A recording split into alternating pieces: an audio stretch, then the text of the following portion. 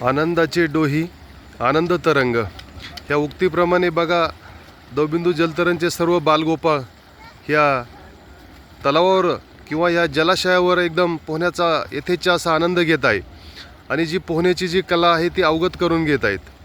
मित्रांनो, मी नेहमी सांगत असतो की आपला भारत देश हा कृषीप्रधान देश असल्यामुळे पाण्याशी संबंध हा शेतकऱ्याच्या मुलांचा किंवा प्रत्येकाचा हा येतोच. त्यामुळे कोणती वेळ कधी येईल याचा काही नेम नसतो.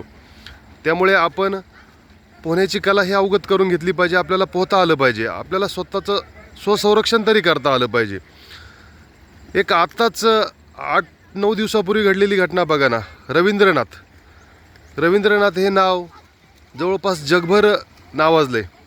कारण पश्चिम बंगालचा हा एक मच्छीमार, परगणा भागातला हा एक मच्छीमार मासेमारीसाठी समुद्रात जातोय आणि या ठिकाणी अचानक वादळ निर्माण होऊन त्याची बोट मात्र समुद्रामध्ये पलटी होते.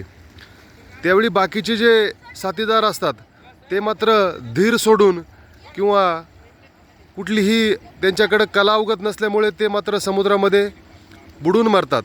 पण हा रवींद्रनाथ मात्र जिद्द चिकाटी काही सोडत नाही. तो तब्बल 5 दिवस पाण्यामध्ये पोहतोय आणि मग त्यानंतर त्याला बाकीची मदत मिळाल्यानंतर तो मात्र जिवंत सुखरूप किनाऱ्यावर येतोय. याचा अर्थ एकच की त्याच्याकडे पोहण्याची कला अवगत होती, त्यामुळे त्याला जीवदान भेटले. त्यामुळे आपण सर्वांनी याच्यातून एक असे मनात एक खुणगाट बांधायची की आपल्याला पोहायला मात्र शिकायचे.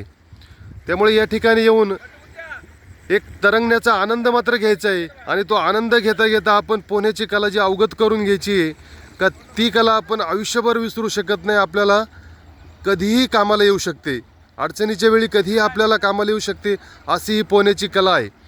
त्यामुळे सर्वांनी या पोहण्याचा आनंद घ्या आणि कला मात्र अवगत करून घ्या, ही सर्वांना कळकळीची विनंती. धन्यवाद.